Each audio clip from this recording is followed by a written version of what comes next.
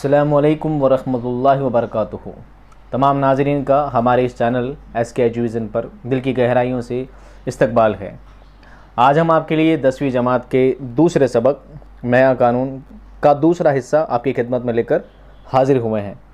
हमने पहले हिस्से में पढ़ा था कि मंगू कोचवान जो कि एक घोड़ा गाड़ी चलाया करता है और वो अपनी सवारियों से इधर उधर की बातें सुन लिया करता है और उन बातों को ही अपने साथियों के सामने पेश करता है। उसके पेश करने का अंदाज़ और उन बातों को याद रखने का, इस तरह दोहराने का अंदाज़ बहुत अलहदा होता है कि वो अपने बस अड्डे पर सबसे ज़्यादा मशहूर और बहुत समझदार और दाना इंसान गिना जाता है, जबकि उसका इल्म में बड़ा हाथ तंग है, यानी कि उसका इल्म बिल्कुल सिफर है। वो पढ़ा लिखा नहीं है, स्कूल का मुंह कभी नहीं देखा, उसके बावजूद भी वो अपने बस अड्डे पर सबसे ज़्यादा समझदार माना जाता है। एक दिन उसको अपनी सवारियों से कुछ इस तरह की ख़बर मिला करती है कि हमारे मुल्क में एक नया कानून नाफिज होने वाला है। ये बात सुनकर वो बहुत ज़्यादा खुश हो जाता है। 1 अप्रैल से नया कानून लगने वाला है, ये बात वो सुनता है। जब तक 1 अप्रैल आई नहीं थी तब तक वो अपनी सवारियों से इधर उधर से सिर्फ इसी खुशी में रहता है कि हो सकता है इस नए कानून से हमारा मुल्क आज़ाद हो जाए, हो सकता है इस नए कानून में हमारे मुल्क की बेहतरी लिखी हो। ये सारी बातें उसके दिमाग में चला करती है और वो इधर उधर की सवारियों से, इधर उधर के माहौल से हर वक्त सिर्फ यही अंदाज़ा लगाया करता है कि हो सकता है नए कानून से कुछ ना कुछ तब्दीलियाँ आने वाली है। तभी एक दिन, यानी कि उस ख़बर के सुनने के 3 दिन बाद, कुछ लड़के, एक यूनिवर्सिटी के, कॉलेज के लड़के उसकी घोड़ा गाड़ी में सवारी करते हैं और वो सवारियों से ये बात सुन लेता है। वो लड़के आपस में कुछ बात कर रहे होते हैं। यहाँ पर हमने अपने सबक का इख्तिताम किया था। अब हम पढ़ेंगे उसके आगे कि वो लड़के आखिर आपस में क्या बातें कर रहे थे, उसके बारे में जानेंगे हम आज के इस सबक में। तो देखिए, उन लड़कों की बातों से शुरू करते हैं हम आज का सबक। नए आइन ने मेरी उम्मीदें और बढ़ा दी हैं। अगर साहब असेंबली मेंबर हो गए तो किसी सरकारी दफ्तर में मुलाजमत ज़रूर मिल जाएगी। मुलाजमत कहते हैं नौकरी को। ये लड़के आपस में बातें कर रहे थे कि नए आइन के आने के बाद, नए कानून के आने के बाद हमें सरकारी नौकरी मिलना आसान हो जाएगी। वैसे भी बहुत जगहें निकलेंगी, शायद इस गड़बड़ी में हमारे हाथ कुछ आ जाए। हाँ हाँ, क्यों नहीं। वो बेकार ग्रेजुएट जो मारे मारे फिर रहे हैं, उनमें कुछ तो कमी होगी। यानी कि वो लड़के आपस में बातें कर रहे थे कि जो लड़के ग्रेजुएट हो चुके हैं, जो पढ़ लिख चुके हैं और नौकरी की तलाश में इधर उधर भटक रहे हैं, अगर नया कानून आ जाएगा तो हो सकता है बेरोज़गारों की गिनती में कमी आ जाए और सरकार उन्हें नई नौकरियां मुहैया करा दे। इस तरह उनकी बेरोज़गारी की गिनती में कमी आ जाएगी। ये बातें मंगू कोचवान बड़े ध्यान लगाकर बहुत ज़हीन तरीके से सुन रहा था। उस गुफ्तगू ने, यानी उस बातचीत ने उस्ताद मंगू के दिल में जदीद आइन की अहमियत और भी बढ़ा दी और वो उसको ऐसी चीज़ समझने लगा जो बहुत चमकती हो, नया कानून। और वो दिन में कई बार सोचता, यानी कोई नई चीज़, और हर बार उसकी नज़रों के सामने अपने घोड़े का वो नया साज आ जाता जो उसने 2 बरस हुए चौधरी खुदा बख्श से बड़ी अच्छी तरह ठोक बजाकर ख़रीदा था। उस साज पर जब वो नया था, जगह जगह लोहे की निकल चढ़ी हुई कीलें चमकती थी और जहाँ जहाँ पीतल का काम था वो तो सोने की तरह दमकता था। इस लिहाज से भी नए कानून का दरख्शां और ताबा होना ज़रूरी था। दरख्शां और ताबा यानी चमकता दमकता हुआ, यानी वो अंदाज़ा लगा रहा था। उसके दिमाग में सिर्फ यही बातें चल रही थी, उसके जहन में सिर्फ यही बातें चल रही थी कि किसी तरह नया कानून लग जाए और मैं वापस पहले से बहुत बेहतर ज़िंदगी गुजारूंगा। उसके जहन में सिर्फ नए कानून को लेकर नई नई अच्छी अच्छी बातें ही सूझ रही थी।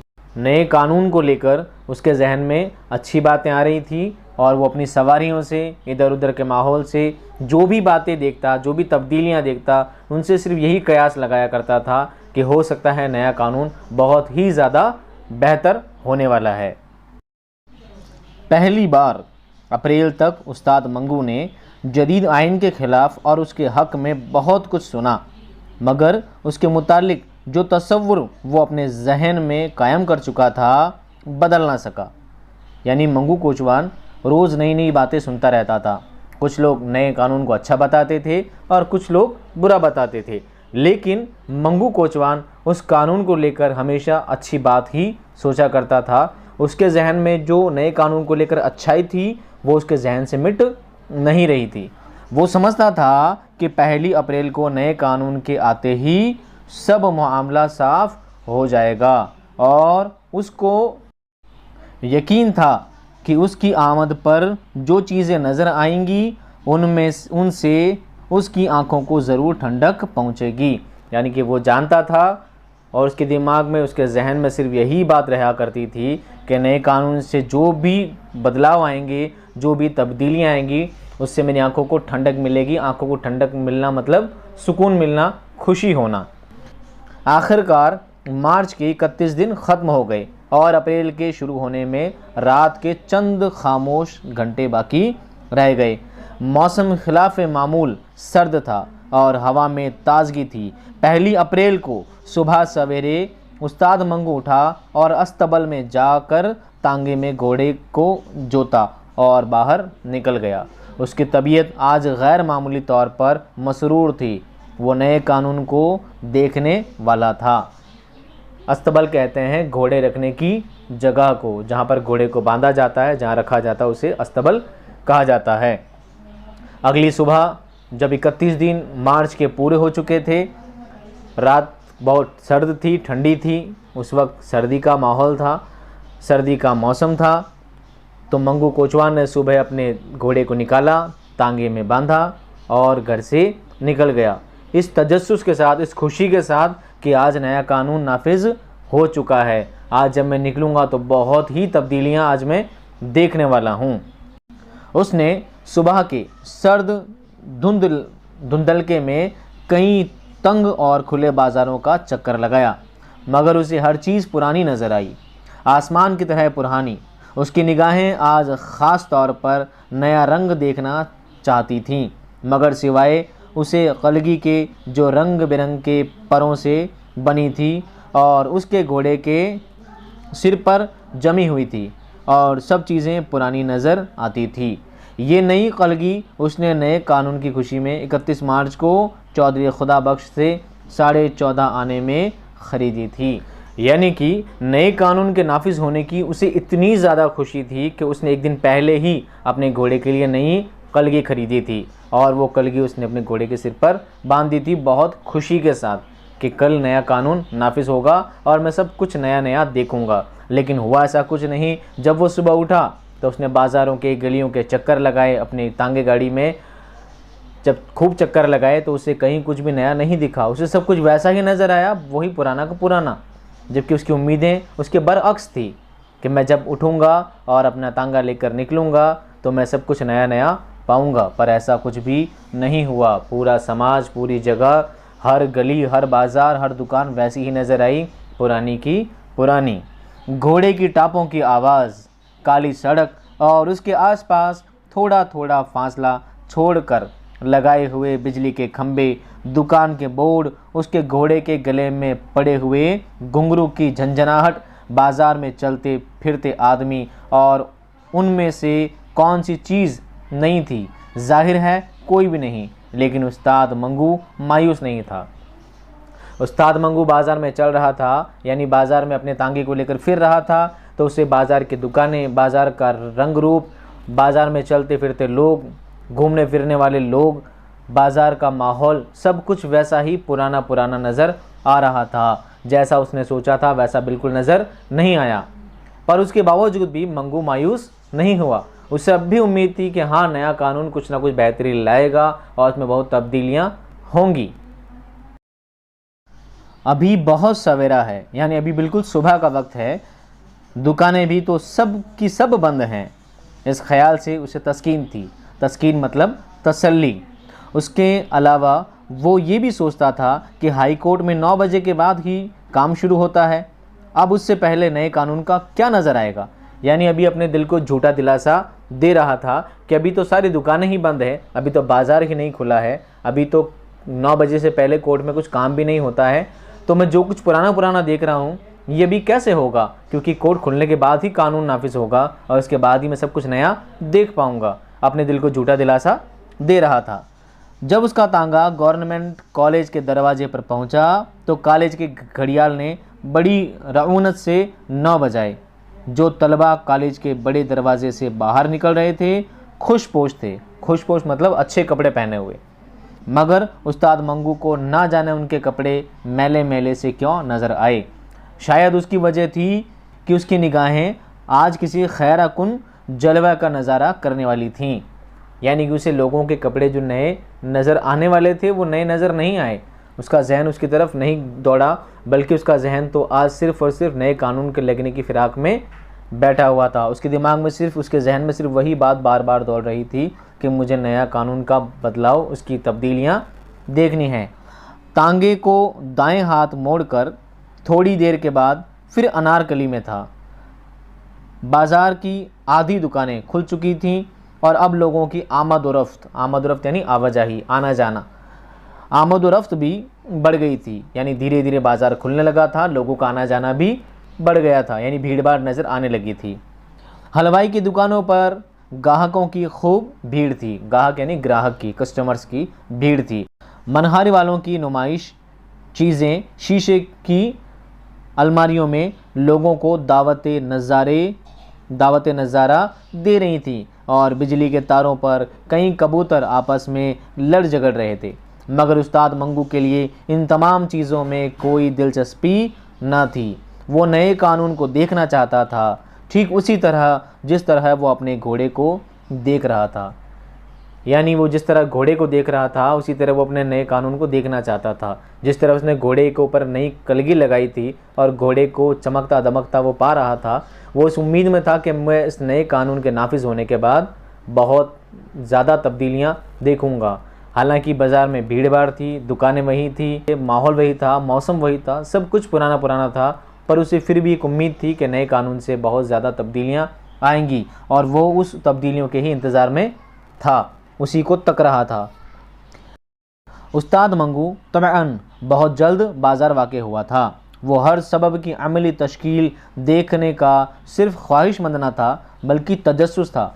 उसकी बीवी गंगावती उसकी इस किस्म की बेकरारियों को देखकर आमतौर पर यह कहा करती, यानी कि मंगू जो उस्ताद थे, मंगू उस्ताद आज हर चीज़ पुरानी की पुरानी पा रहे थे।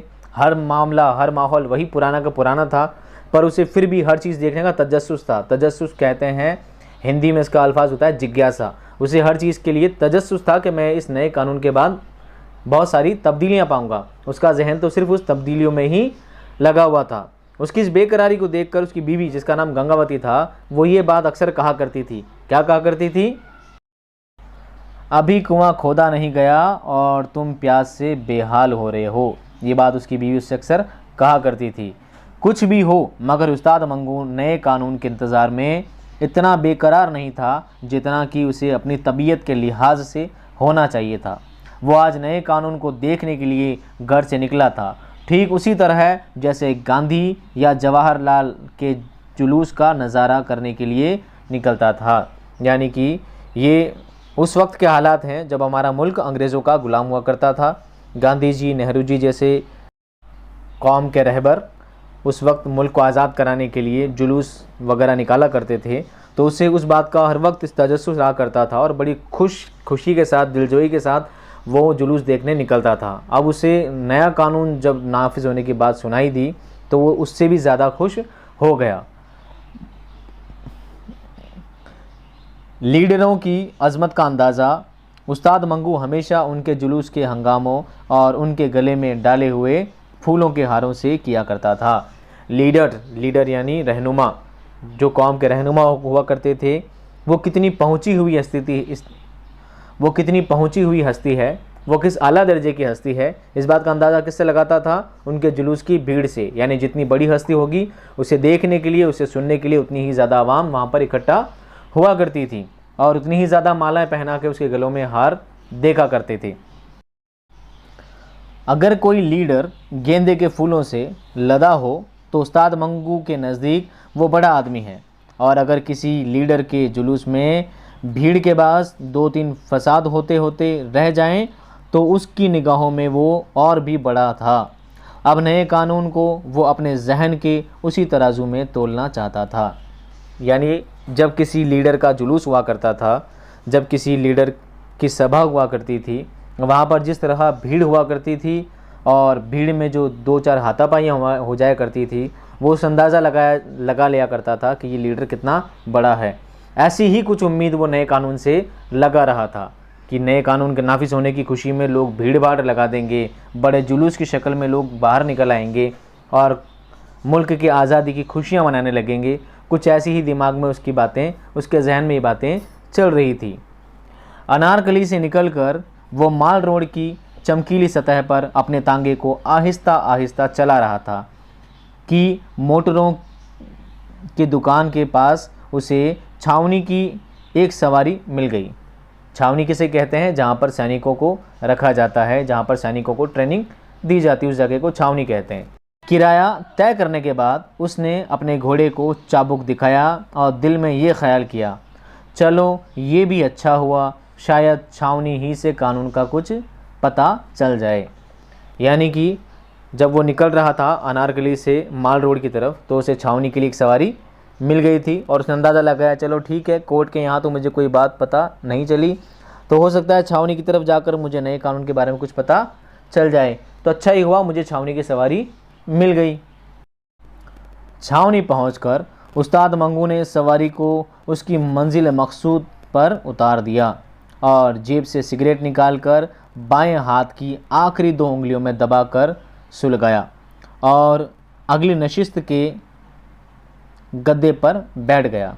जब उस्ताद मंगू को किसी सवारी की तलाश नहीं होती थी या उसे किसी बीते हुए वाक़ये पर गौर करना होता था, तो वो आम तौर पर अगली नशिस्त छोड़कर पिछली नशिस्त पर बड़े इत्मीनान से बैठकर अपने घोड़े की बागें दाएं हाथ के गिर्द लपेट लिया करता था। ऐसे मौक़ों पर उसका घोड़ा थोड़ा सा हिनहिनाने के बाद बड़ी धीमी चाल चलना शुरू कर देता था, गोया उसे कुछ देर के लिए भाग दौड़ से छुट्टी मिल गई है। घोड़े की चाल और उस्ताद मंगू के दिमाग में ख़यालात की आमद बहुत सुस्त थी।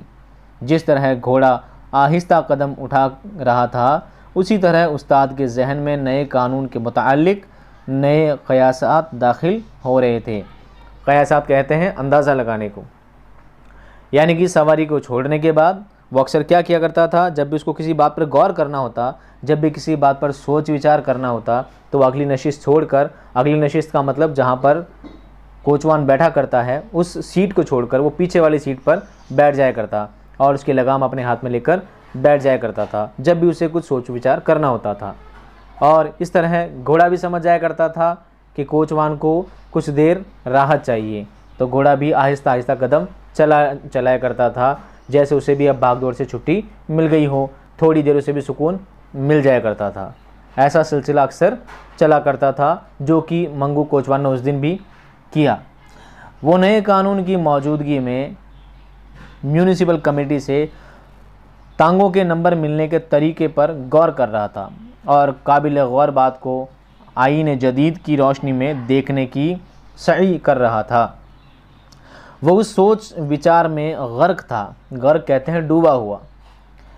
उसे यूँ मालूम हुआ जैसे किसी सवारी ने उसे बुलाया है।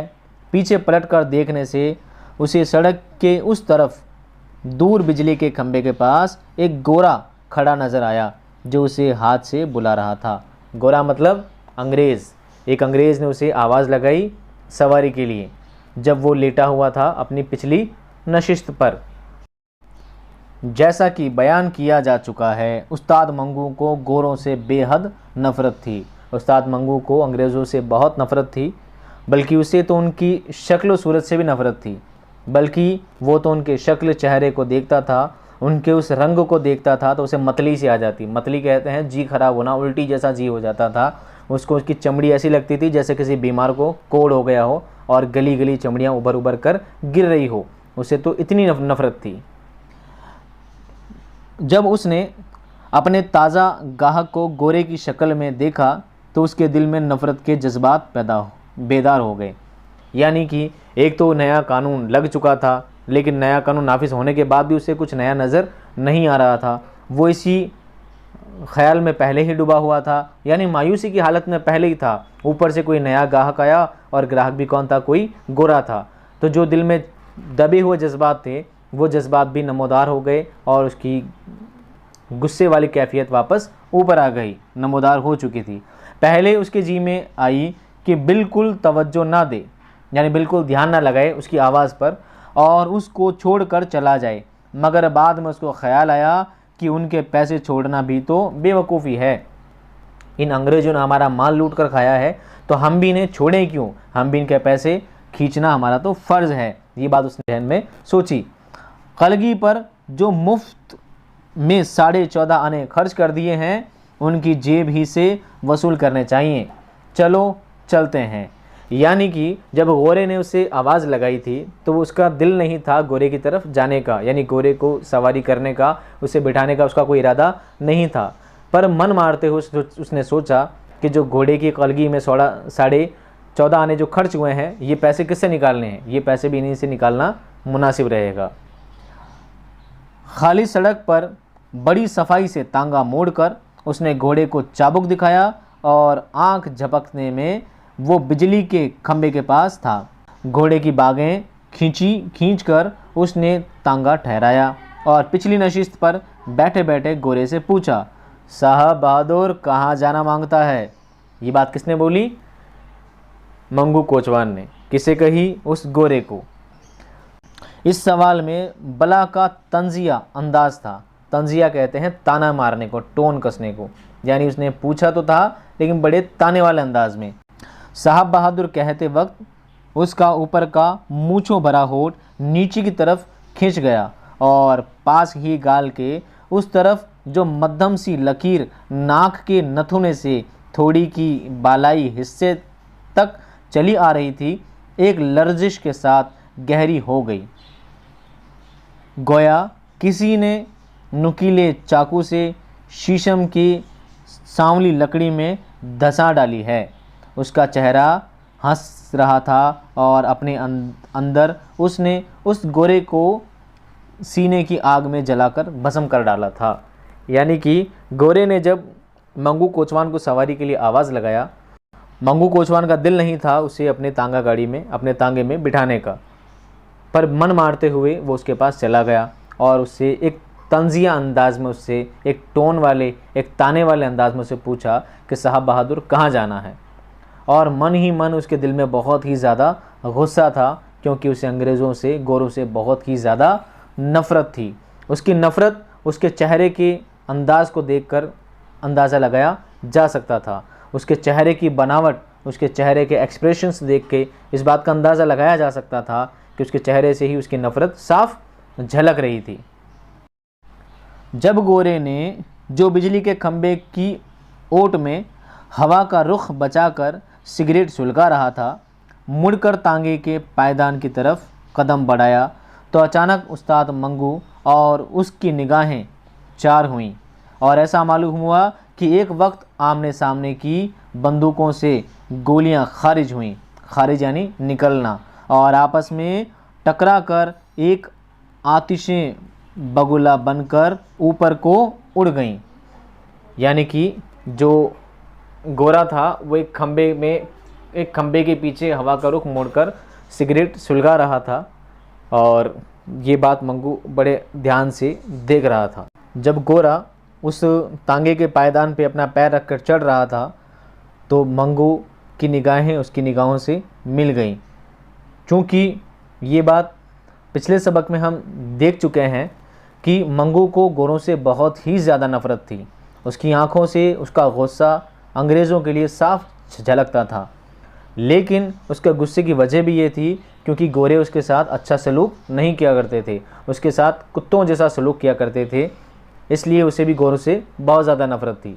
तो जब गोरे की निगाहें और मंगू कोचवान की निगाहें आमने सामने मिली तो ऐसा लगा जैसे दो बंदूकों से गोलियां निकली हों और आमने सामने आकर टकरा कर ऊपर उड़ गई हों। उनकी निगाहों में ऐसा गुस्सा था एक दूसरे के लिए। उस्ताद मंगू जो अपने दाएं हाथ से बाग के बल खोलकर तांगे पर से नीचे उतरने वाला था, अपने सामने खड़े गोरे को यूं देख रहा था गोया वो उसके वजूद के ज़र्रे ज़र्रे को अपनी निगाहों से चबा रहा है, और गोरा कुछ इस तरह अपनी नीली पतलून पर से गैर मर्ई चीज़ें झाड़ रहा है, गोया वो उस्ताद मंगू के उस जुमले से अपने वजूद के कुछ हिस्से को महफूज रखने की कोशिश कर रहा है। यानी कि मंगू उसे इस नज़र से देख रहा था, उस गुस्से की नज़र से देख रहा था कि मानो वो उसे अपनी निगाहों में खा जाएगा, कच्चा चबा जाएगा। उसकी निगाहों में इस तरह का गुस्सा भरा हुआ था। लेकिन दूसरी तरफ गोरा भी अपने कपड़ों को, अपनी नीली पैंट को इस तरह झाड़ रहा था जैसे उसे इस बात का कोई फ़र्क ही नहीं पड़ता है। वो उस मंगू को भी हकारत भरी नज़र से देख रहा था, उसे झाड़ रहा था। गोरे ने सिगरेट का धुआं निगलते हुए कहा, जाना मांगता है या फिर गड़बड़ करेगा? वही है। ये अल्फाज उस्ताद मंगू के जहन में पैदा हुए और उसकी चौड़ी छाती के अंदर नाचने लगे। यानी कि वो इस तरह घूर घूर कर देख रहा था मंगू कोचवान कि वो तांगा नहीं चला रहा था, बल्कि उसकी निगाहें उस अंग्रेज़ पर टिक गई थी। तो अंग्रेज़ ने बोला कि तांगा चलाओगे भी या यहीं पर खड़ा रखोगे? और मंगू कोचवान के जहन में यही बात चल रही थी, हाँ मैं कुछ गड़बड़ ही करने वाला हूँ, जैसा तुम सोच रहे हो, जैसा तुम कह रहे हो वही है। उसने ये अल्फाज अपने मुंह के अंदर ही अंदर दोहराए और साथ ही उसे पूरा यकीन हो गया कि वो गोरा जो उसके सामने खड़ा था वही है जिससे पिछले बरस उसकी झड़प हुई थी, और ख्वामा ख्वा के झगड़े में जिसका बाअस गोरे के दिमाग में चढ़ी हुई शराब थी। यानी कि अब जब उस गोरे को लगातार वो देख रहा था घूर घूर कर, तो उसे याद आ गया ये तो वही गोरा है जिससे पिछले बरस मेरी झड़प हुई थी। झड़प मतलब झगड़ा हुआ था। तो उसको झगड़े वाली बात याद आ गई और उसका इरादा था एक बार फिर वापस झगड़ा करने का। उसे तुअन करहन बहुत सी बातें सहना पड़ी थीं, यानी जा बजाव से बहुत सी बातों को सहना पड़ा था। कब? उस झगड़ा किया था जब उस्ताद मंगू ने गोरे का दिमाग दुरुस्त कर दिया होता, बल्कि उसके पुर्जे उड़ा दिए होते, मगर वो किसी ख़ास मसलहत के बिना पर खामोश हो गया था। उसको मालूम था कि इस कस्म के झगड़ों में अदालत का नज़ला आम तौर पर कोचवान ही पर गिरता है। उसे पता था मैं इससे झगड़ा करूँगा, झगड़े करने के बाद ये मामला अदालत तक पहुँच जाएगा, ये एक बड़ा केस बन जाएगा, और चूँकि वो अंग्रेज़ है तो वह हर लिहाज से छूट जाएगा और इसका सारा भरना मुझे ही भरना पड़ेगा। यानी इसकी जो भी मुसीबत, जो बुरी बात आएगी सब मुझ पर ही आ पड़ेंगी। उस्ताद मंगू ने पिछले बरस की लड़ाई और 1 अप्रैल के नए कानून पर गौर करते हुए गोरे से कहा, कहाँ जाना मांगता है? उस्ताद मंगू के लहजे में चाबुक ऐसी तेज़ी थी। गोरे ने जवाब दिया, हीरा मंडी, किराया 5 रुपया होगा। उस्ताद मंगू की मूछें थरथराईं। ये सुनकर गोरा हैरान हो गया। वो चिल्लाया, 5 रुपये? क्या तुम? 5 रुपये। ये कहते हुए उस्ताद मंगू का दाहिना बालों भरा हाथ भींचकर एक वज़नी घूंसे की शक्ल इख्तियार कर गया। क्यों जाते हो या बेकार बातें बनाओगे? उस्ताद मंगू का लहजा ज़्यादा सख्त हो गया। उस्ताद मंगू जो कि अंग्रेज़ों से नफ़रत किया करता था, तो उसने नफ़रत वाले ही अंदाज़ में बोला कि कहाँ जाना मांगता? उसने बोला, यानी गोरे ने बोला, हीरा मंडी जाना चाहते हैं। लेकिन उस्ताद मंगू ने उससे बोला किराया 5 रुपये लगेगा, यानी ये ज़रूरत से ज़्यादा था उस दौर के हिसाब से। तो गोरे ने इस बात पर गुस्से के अंदाज में बोला, 5 रुपये बहुत ज़्यादा हैं क्या तुम? और इस पर उसकी बात को बीच में ही काटते हुए एक तल्खी भरे अंदाज में, एक गुस्से भरे अंदाज मंगू कोचवान ने उसकी बात काट दी और बोला कि जाना चाहते हो या फालतू की बातें करते रहोगे, बेकार की बातें करते रहोगे, और गुस्से वाले अंदाज में उसको सारी बातें सुना दी। गोरा पिछले बरस के वाक़े को पेश नज़र रख कर उस्ताद मंगू के सीने की चौड़ाई को नज़रअंदाज कर चुका था। वो ख्याल कर रहा था कि उसकी खोपड़ी फिर खुजला रही है, और उस हौसला अफजा ख्याल के ज़ेर असर वो तांगे की तरफ अकड़ कर बैठा और अपनी छड़ी से उस्ताद मंगू को तांगे से नीचे उतरने का इशारा किया। बेद की ये पालिश की हुई पतली छड़ी उस्ताद मंगू की मोटी रान के साथ 2-3 मरतबा छुई। उसने खड़े खड़े ऊपर से पस्ता कद गोरे को देखा, गोया वो अपनी निगाहों के वज़न ही से उसे पीस डालना चाहता है। फिर उसका घूंसा कमान में से तीर की तरह ऊपर को उठा और चश्मे ज़दन में गोरे की ठुड्डी के नीचे जम गया। चश्मे ज़दन मतलब पलक झपकते ही, यानी कि उसे गुस्सा तो चढ़ा हुआ था। उसे पहले ही गोरे पर बहुत ज़्यादा गुस्सा आ रहा था और उसे अपने पिछले साल का वाक़या भी याद आ चुका था। अब गोरे ने उसकी तरफ देखते हुए 2-3 बार उसे छड़ी उसकी रान पर यानी उसकी जांघ पर मार दी और बोला कि इस तांगे से नीचे उतर जाओ। उसका इशारतन उसने बोला तांगे से नीचे उतर जाओ। और उसका गुस्सा जब बहुत ज़्यादा ऊपर चढ़ गया तो उसने पलक झपकते ही अपने मुक्के को इतनी तेज़ी से उसके मुंह पर मारा जैसे कोई तीर कमान से निकला हो। शशदर मुतहिर गोरे ने इधर उधर सिमट कर उस्ताद मंगू के वज़नी घूंसे से बचने की कोशिश की, और जब देखा कि उसके मुखालिफ पर दीवानगी सी हालत तारी है और उसकी आंखों में शरारे बरस रहे हैं, तो उसने ज़ोर ज़ोर से चिल्लाना शुरू किया। उस चीखो पुकार ने उस्ताद मंगू की बाहों का काम और भी तेज़ कर दिया, और जो गोरे को जी भर के पीट रहा था और साथ साथ ये कहता जाता था, पहली अप्रैल को भी वही अकड़फूँ, अब हमारा राज है बच्चा, हमारा राज। यानी कि उसे लग रहा था कि 1 अप्रैल है, यानी आज 1 अप्रैल को नया कानून नाफिज हो चुका है और अब गोरों का नहीं बल्कि हमारा राज है। यानी अब गोरों से हमें आज़ादी मिल चुकी है और अब इस मुल्क में अब सिर्फ हमारा राज चलेगा।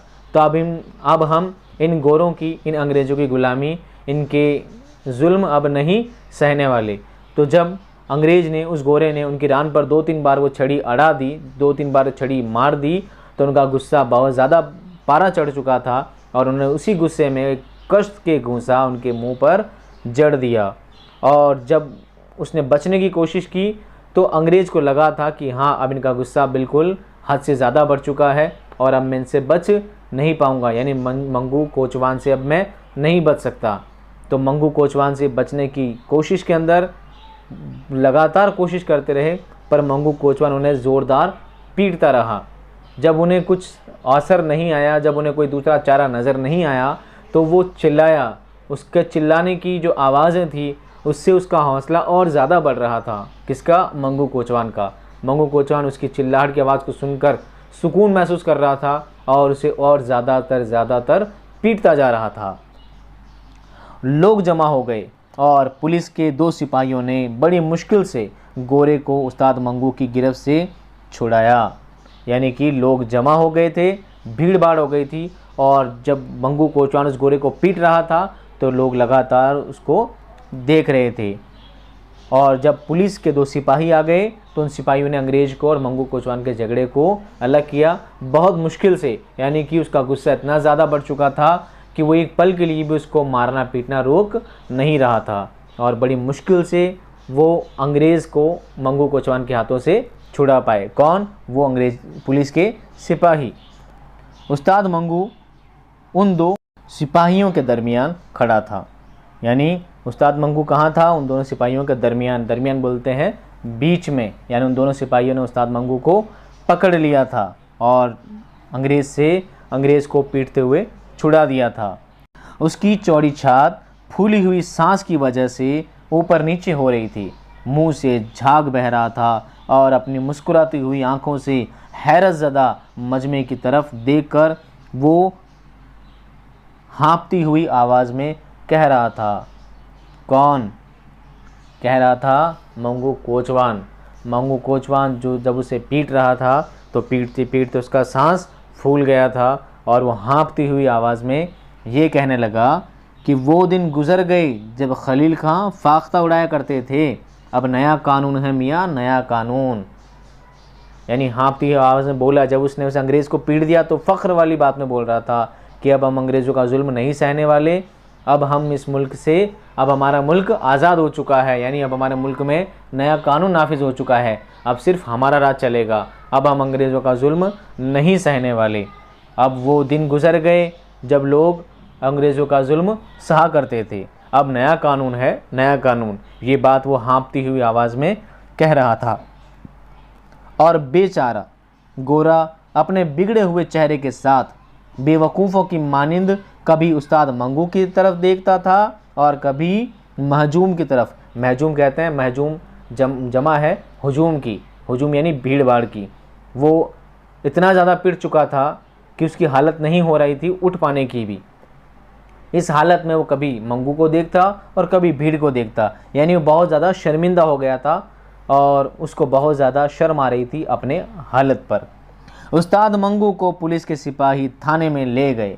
रास्ते में और थाने के अंदर कमरे में वो नया कानून चिल्लाता रहा, मगर किसी ने एक ना सुनी।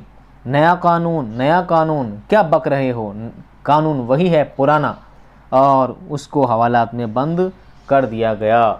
सआदत हसन मंटो ने इस अफसाने को लिखा है। दोस्तों, इस कहानी में, इस अफसाने में बताया गया है कि जिस वक्त हमारा मुल्क अंग्रेज़ों का ग़ुलाम था, उस वक्त बहुत ही ज़्यादा अंग्रेज़ों के जुल्म इस मुल्क पर हुआ करते थे। लोगों ने अंग्रेज़ों के बहुत से जुल्म सहे हैं।